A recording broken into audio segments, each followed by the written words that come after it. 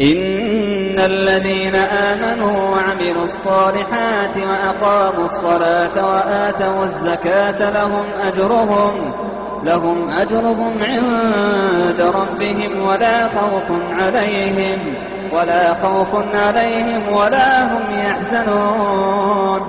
يا أيها الذين آمنوا اتقوا الله وذروا ما بقي من الربا إن كنتم مؤمنين. فإن لم تفعلوا فأذنوا بحرب من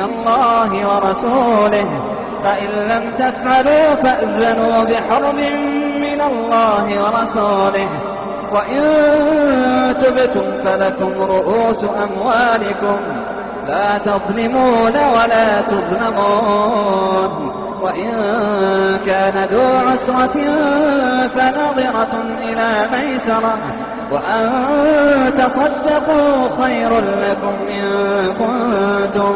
إن كنتم تعلمون.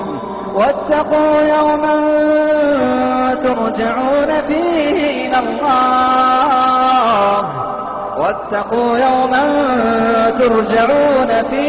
إلى الله ثم توفى كل نفس